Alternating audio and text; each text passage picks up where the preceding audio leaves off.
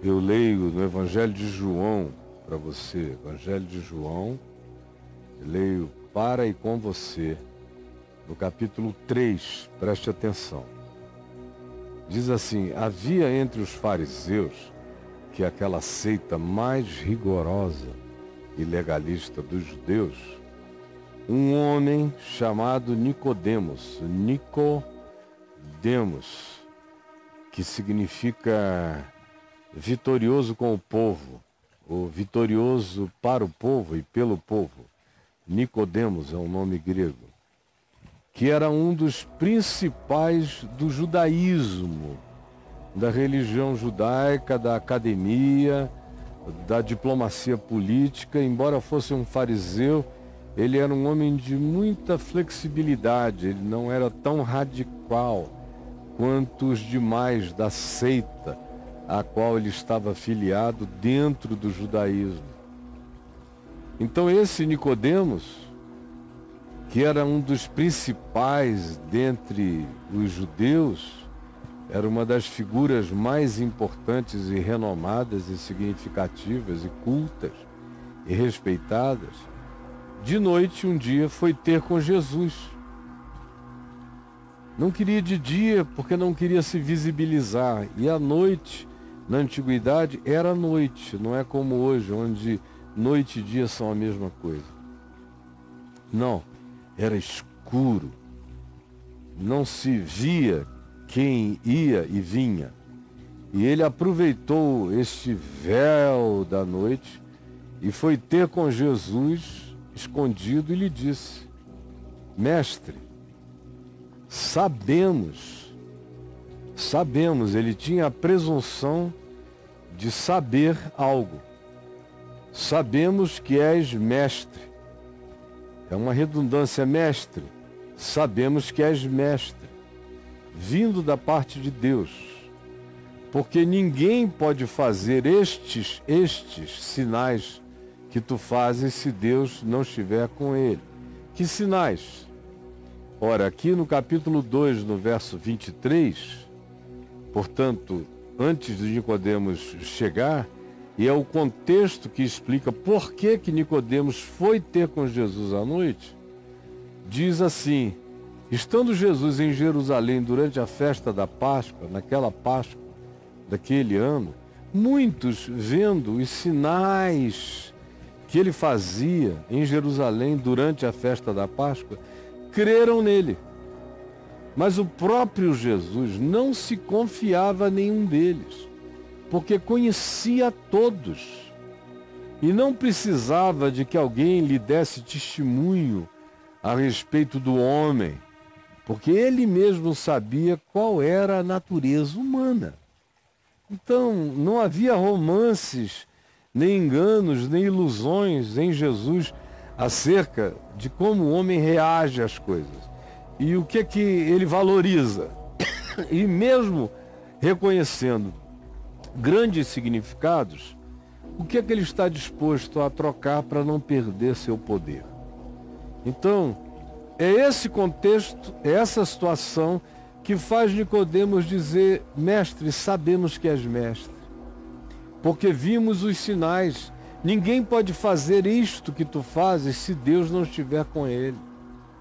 Ele deduz que Jesus só podia ser alguém de significado extraordinariamente superior, enviado por Deus, ou falando da parte de Deus, por causa de uma relação de dedução de causa e efeito. Ninguém pode fazer os sinais que tu fazes se Deus não estiver com ele. É o que a maioria das pessoas usa para discernimentos de natureza teológica. Eu creio que essa pessoa é de Deus porque ela faz milagres. Eu creio que essa pessoa é de Deus porque ela fala bem. Eu creio que essa pessoa é de Deus porque ela expulsa poderes malignos.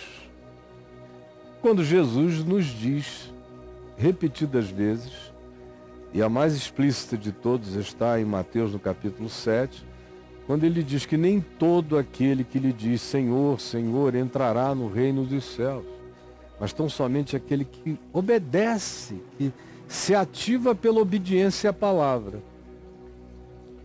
Como ele também disse que nem todo que diz em teu nome expulsamos demônios, operamos milagres, profetizamos, entrará no reino dos céus.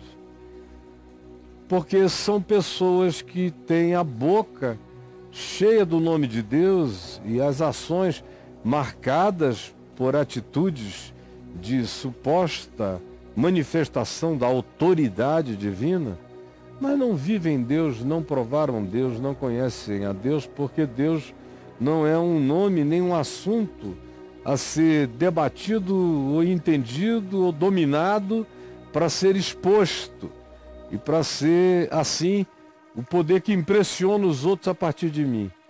Jesus disse não.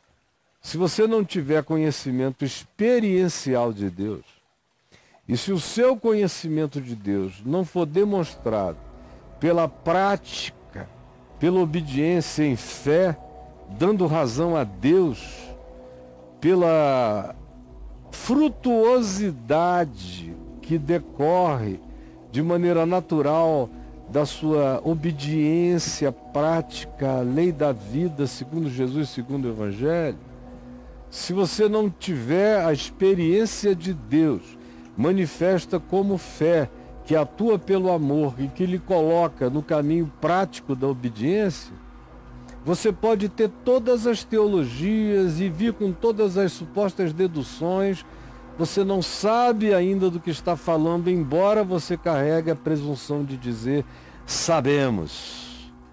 Sabemos que tu és, porque ninguém pode fazer estes sinais se não tiver sido enviado por Deus, ou se Deus não estiver com ele. Ao que Jesus respondeu, menos, não é nada disso. Essas lógicas lineares e cartesianas não servem para explicar a relação de Deus com o homem. Você está olhando a partir de lógicas de causa e efeito, Nicodemos. O reino de Deus está acima da teologia moral de causa e efeito e da sua aplicação ao mundo das deduções acerca de quem é de Deus ou quem não é de Deus. Isso é uma falácia. Portanto, a isto respondeu Jesus. Em verdade eu te digo que se alguém não nascer de novo, não passar pela experiência dessa regeneração essencial, não pode ver, enxergar, discernir, perceber o reino de Deus, nem o que está acontecendo, não vai entender nada. A conclusão será errada, equivocada, a dedução será ilusiva e ilusória. Porque se não houver a mudança da matrix, se não houver a mudança do pressuposto essencial, se não houver a conversão do significado mais profundo do ser, ninguém enxerga essa outra dimensão. A gente passa pela vida vendo só as lógicas lineares. A gente passa pela vida andando apenas no máximo e na melhor das hipóteses, quando não se é totalmente burro e idiotado, na melhor das hipóteses se enxerga as lógicas lineares, cartesianas. Sabemos que tu és de Deus, porque o que tu fazes é maravilhoso, é fantástico, é extraordinário. Logo, só pode ser alguém que tem algum pacto com a divindade. Jesus disse não. Tem gente que não tem pacto nenhum com Deus, que não ama, que não sabe nada de Deus e faz coisas extraordinárias. Mas tu não vais compreender o que está acontecendo aqui através das lógicas teológicas, doutrinárias, dos ensinos da academia. Tu vais cair antes.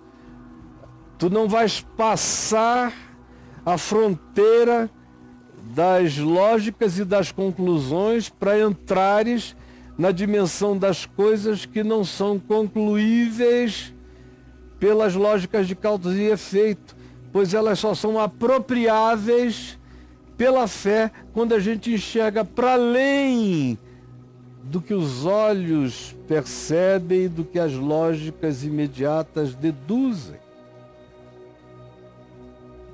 Não, eu te digo isso.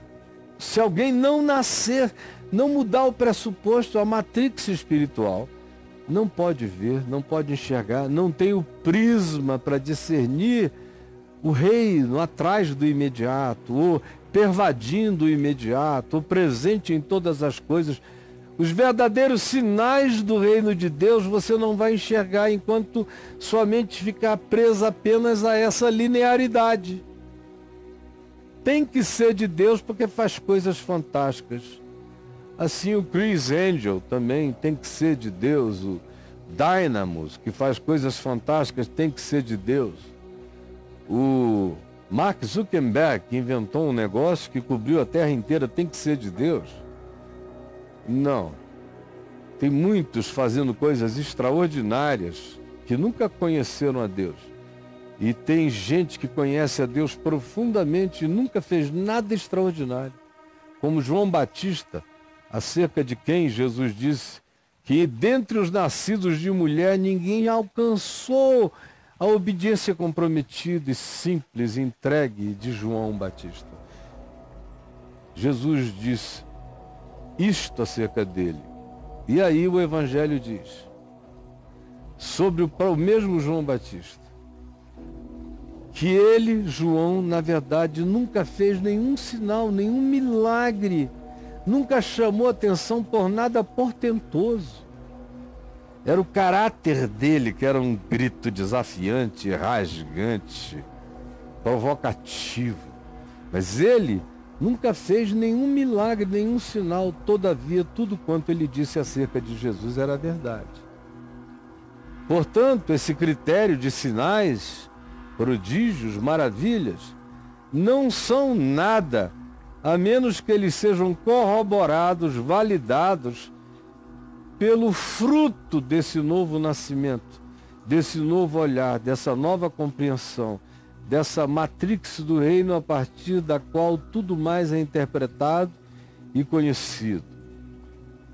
E quem não passou por essa transformação de mente, quem não teve a percepção alterada por essa nova consciência, por esse novo discernimento, nunca enxergará o que está acontecendo, porque o reino de Deus não é óbvio.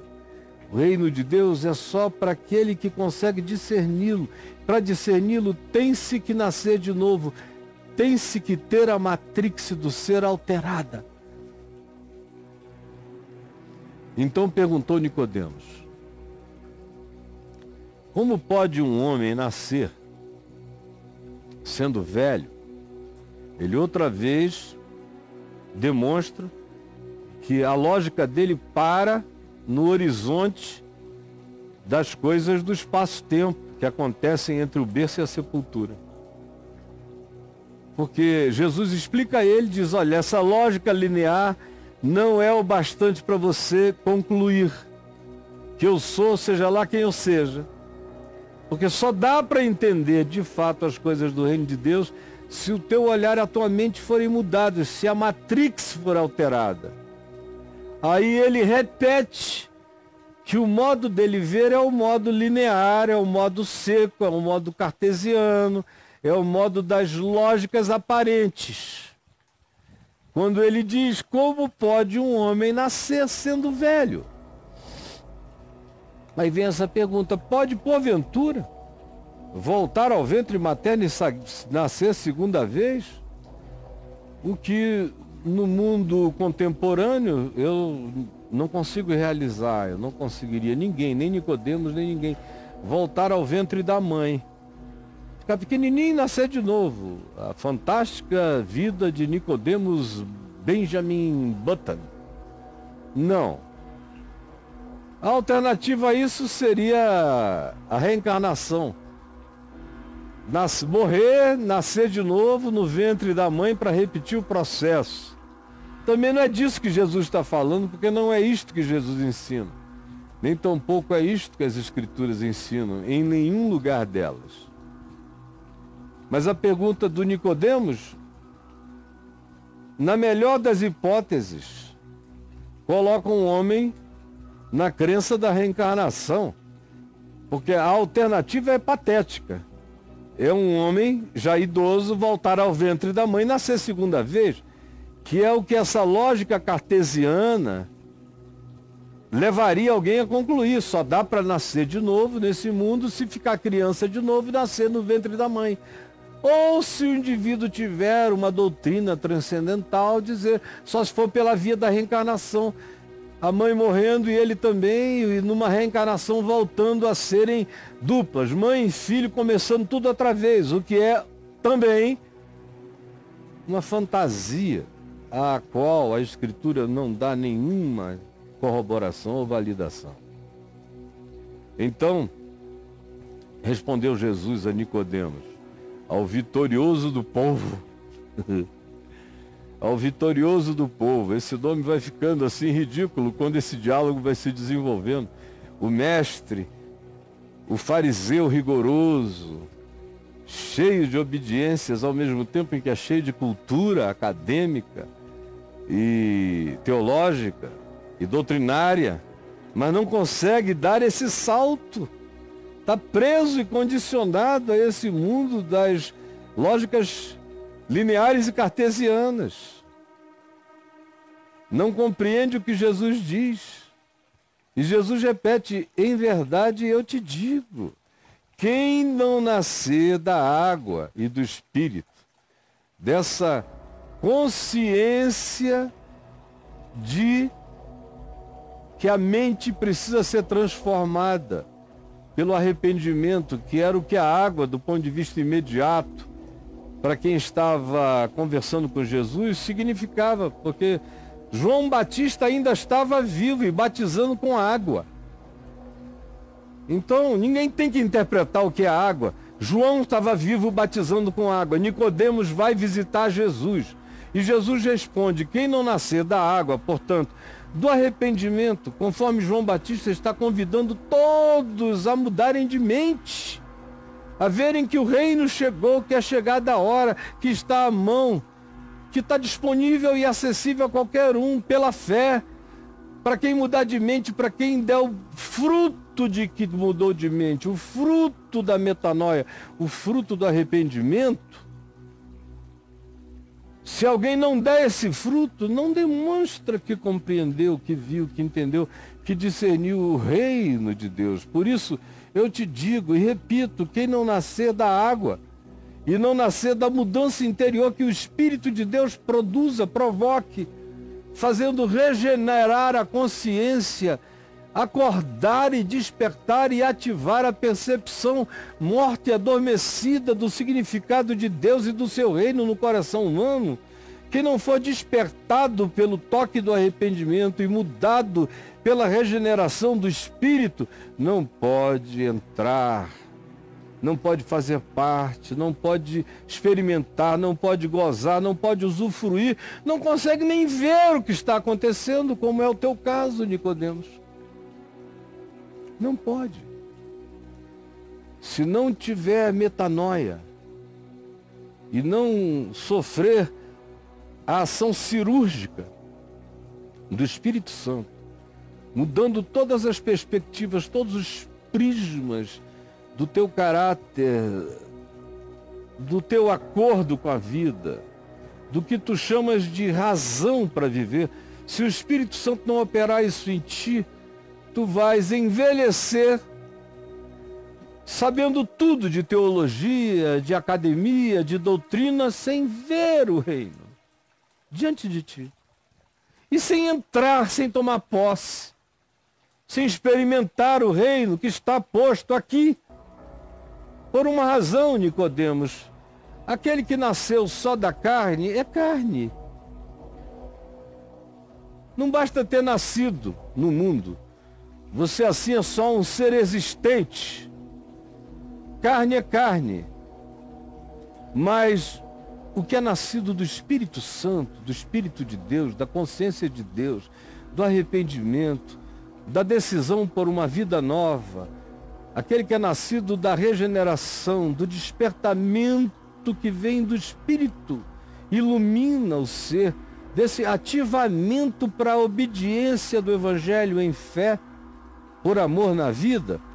Quem não tiver essa consciência, quem não é nascido dessa regeneração, dessa mudança, não é espírito, não nasceu no espírito, não ganhou a consciência do espírito, ainda é só um ser trabalhando com as categorias da lógica da carne.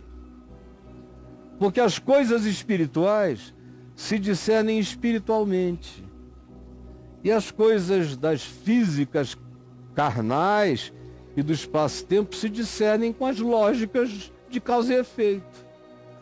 Mas o reino de Deus está fora das lógicas de causa e efeito. O reino de Deus é o reino da graça. E a graça quebra os ciclos de causa e efeito toda hora. De modo que pelo arrependimento, aquilo que no mundo das lógicas de causa e efeito no espaço-tempo não tem transformação, no mundo e na dimensão do espírito podem nascer de novo agora, já simultâneo e concomitantemente, operações, novas criaturas podem brotar de dentro das velhas criaturas, novas mentes podem brotar de dentro das velhas concepções, novo olhar que enxerga não só coisas visíveis, mas discerne dimensões invisíveis, pode ser dado a você. Isso tudo se você nascer de novo, se for ativado no Espírito Santo para viver essa consciência do reino de Deus com os olhos abertos, discernindo o trabalho de Deus em você e concordando com o trabalho de metanoia, de conversão, de arrependimento, de regeneração de Deus em você e se entregando cada vez mais ao sentido e à razão transformadora de Deus, que não tem nada a ver com as lógicas imediatas de qualquer que seja a presunção de conhecimento humano exterior no espaço-tempo. Porque o que é nascido da carne é carne, o que é nascido do espírito é espírito. Portanto, Nicodemos, não te admires de eu te dizer, você tem que nascer de novo, porque senão você não vai entrar, senão você não vai ver, senão você não vai usufruir. Embora você seja extraordinariamente bem ranqueado em Israel, fica sabendo, Nicodemos, que ninguém tem domínio sobre isto. É soberania absoluta de Deus. Então não aches que tu podes controlar. Diz, eu sei que ele é de Deus porque os sinais que ele faz são de Deus. Ninguém consegue controlar. Ninguém consegue determinar, ninguém consegue condicionar. Se é de Deus, é incondicional e não condicionável. Está para além de todo controle humano. Assim é o que é nascido do Espírito de Deus. Porque o vento, o ruá, o vento de Deus, o pneuma de Deus, o sopro de Deus, vem de onde quer que ele esteja. O vento sopra de onde ele esteja e para onde ele deseje. O vento sopra onde quer. Ninguém tem poder de determinar por onde o vento vai soprar. No máximo tu ouves o seu assovio, ou farfalhar das folhas nas árvores, ou os uivos de uma penha sendo soprada por um vento misterioso. É tudo que tu consegues saber, ou sentir na tua pele o impacto físico da passagem dele, mas tu não sabes de onde ele vem, de que casa ele está vindo, nem para que casa ele está indo, de que floresta ele está vindo, de que floresta para que floresta ele está indo, em que oceano ele se formou e aonde ele vai terminar e o que ele vai produzir. Ainda hoje, nos nossos dias, a gente supõe que ele vá passar sobre. Às vezes ele passa, outras vezes ele não passa, porque ele sopra onde quer. Sopra onde quer. Ouves a sua voz, mas tu não sabes de onde ele vem nem para onde ele vai. Assim é todo aquele que é nascido do Espírito. Esse que é nascido do Espírito está para além do controle dessas lógicas imediatas, de alguém poder dizer, sabemos. Não, tu não sabes. Vocês todos juntos não sabem. E somente aquele que nasceu de novo, que se deixou regenerar por esse trabalho da metanoia, da mudança de mentes e de significados, operado pelo Espírito Santo, mudando a matrix do coração, somente esse pode ver, somente esse pode entrar nesta dimensão, mas ele próprio também não a controla. Ele é levado daqui para lá, e quando você nasce de novo, você perde a presunção de controlar a Deus e ao Espírito de Deus, ou de dizer quaisquer palavras finais acerca de Deus. Por causa do fato de que se você nasceu do Espírito, se a sua mente sofreu esse upgrade, que vai do espaço-tempo e te introjeta e te põe, te planta e te instala em dimensões celestiais e superiores, de lógicas que não operam na Terra, mas que fazem parte da compreensão daquilo que excede a todo entendimento. Se você não viajar por dentro desse caminho, se não sofrer essa mudança essencial enquanto vive, se não nascer de novo enquanto vive, não vai ver, não vai entrar, não vai discernir, não vai perceber. E toda a tua melhor lógica não vai te fazer concluir. Até porque aquele que experimentou o que de fato eu estou falando, não tem mais a presunção de saber que ele próprio decide o seu próprio caminho. Porque ele agora é um ser nascido do Espírito. E ele apenas obedece. Ele apenas segue. Ele apenas se entrega. Então lhe perguntou Nicodemos, o vitorioso do povo, o melhor do povo, um dos principais dos judeus: como pode suceder isto? É a pergunta dele. Meu Deus, como pode suceder isto? Aí a palavra seguinte é assim: acudiu Jesus. É tipo, Jesus o socorreu, porque o cara entrou num estado de susto, de perplexidade. Ele compreendeu o que não compreendia, o que é raríssimo. É raríssimo. A maioria das pessoas não compreende que não compreende. Mas esse cara, pelo menos, chegou nesse ponto de susto, de pânico. Ele entendeu que não entendia. Como pode suceder isto?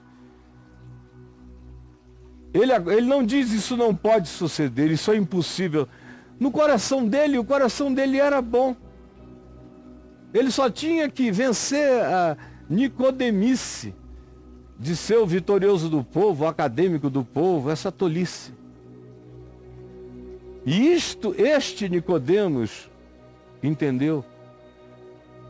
E se deixou sacudir por esse pânico, por essa angústia, por esse pavor. E teve a graça de compreender que não compreendia. E de expressar com veemência seu pânico da sua mais absurda ignorância. E disse a Jesus: como pode? Ele não disse não pode, ele só disse: me ensina como. Qual é o processo? Como é que isso pode acontecer? Em outras palavras, ele está dizendo: eu quero que isso aconteça também comigo. Mas como é assim? Como pode acontecer? Jesus o socorreu, porque o mestre estava angustiado. E olha o que Jesus lhe disse. Qual é a consolação de Jesus? É derrubar de vez a ilusão do homem. A consolação de Jesus é derrubar de vez a ilusão humana. E assim Jesus socorre a Nicodemos com uma pergunta: Tu és mestre em Israel e não compreendes estas coisas? São as coisas que as escolas não ensinam. Nenhum curso, nenhuma academia, nenhum rabinato, nenhum seminário, nenhum sacerdócio, nenhum mestre, nenhum corpo docente de lugar nenhum sabe isto ou entende isto. Eles são no máximo seres da lógica linear e cartesiana, eles param aonde a mente deles não alcança mais. E aonde as demonstrações empíricas e repetitivas não podem acontecer. Aí eles param. E Jesus disse, não é o bastante saber andar até onde a filosofia, a teologia e a lógica te levam. Você tem que transcender a filosofia, a teologia e a lógica e entender as coisas que as escolas não ensinam. Tu és mestre em Israel e não compreendes estas coisas simples, básicas. Mas na realidade, a fala, a pergunta de Jesus tinha a intenção de liquidar de vez a ilusão do mestre, a ilusão do pensador, do teólogo, do filósofo, do doutrinador, do que pensa que pelo seu muito saber ele conclui alguma coisa, quando na realidade todos os saberes me levam a saber que eu não concluo definitivamente nada e que todo o meu saber é apenas de absoluta relatividade e que ele será substituído em tempo, porque não passa ainda do que apenas se palmilha na experiência tateante das lógicas lineares e cartesianas que vão sendo vencidas por realidades maiores e mais esmagadoras, para não mencionar a dimensão espiritual que está para além das coisas que se pode compreender com os sentidos e tem a ver com aquelas coisas que excedem a todo entendimento.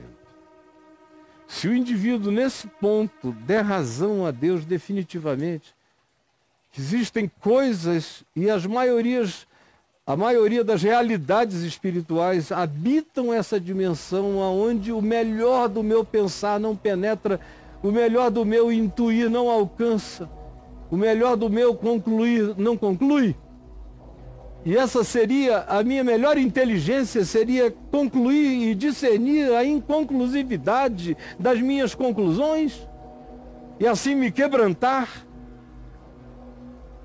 Se eu não chegar aí, e se eu aí não for levado e aí não alcançar pela pulsão, pelo trabalho do Espírito, me dando esses socos de luz para eu entender alguma coisa, se eu não admitir a minha presunção e não concluir com o meu não poder concluir, para me manter aberto, para então nascer de novo, nada dessa dimensão do Espírito, do reino de Deus será ativado, será despertado, será acordado dentro de mim. Porque em verdade eu te digo, disse Jesus a ele, que nós dizemos o que sabemos. É o papo de todo mundo fala do que aprendeu, do que sabe, do que estudou, se apresenta dizendo o que sabe, eu sou isto ou aquilo. E testificamos aquilo que nós dizemos temos visto. É até onde a gente pode ir. Contudo, eu dizendo o que eu digo, porque eu sei o que eu sei, e mesmo eu testemunhando o que eu tenho visto, você e a maioria não podem aceitar o meu testemunho. Não aceitam o meu testemunho. O julgamento é este, Nicodemos, que a luz veio ao mundo, meu filho, e os homens amaram mais as trevas do que a luz, porque as suas obras eram más. Pois todo aquele que pratica o mal aborrece a luz. E não se chega para a luz, é óbvio. Se um cara todo leproso de maldade vai querer entrar numa sala iluminada, ele quer as trevas ou a sombra que não permita o discernimento nítido de quem ele seja. Assim a maioria vive, porque as suas obras são más. Pois todo aquele que pratica o mal não gosta da luz, aborrece a luz, aborrece o evangelho, aborrece esta palavra e não se chega para a luz, a fim de que não sejam arguídas, questionadas as suas práticas e as suas obras. Quem pratica a verdade, todavia, pratica a verdade não é para ser conhecida. A verdade que se faz conhecer e não se faz praticar não é verdade. A verdade só se torna verdade pela prática. Quem pratica a verdade aproxima-se da luz a fim de que as suas obras sejam manifestas, porque são obras de uma vida que acontece em Deus. Depois disto, ou seja, encerra aqui a conversa de Jesus com Nicodemos. Depois disto, foi Jesus com os seus discípulos para a terra da Judéia, ali permaneceu com eles e ali também ele batizava. Saiu de Jerusalém, não se retirou da Judéia, mas acabou a conversa com Nicodemos. E eu encerro a conversa com os meus Nicodemos hoje aqui.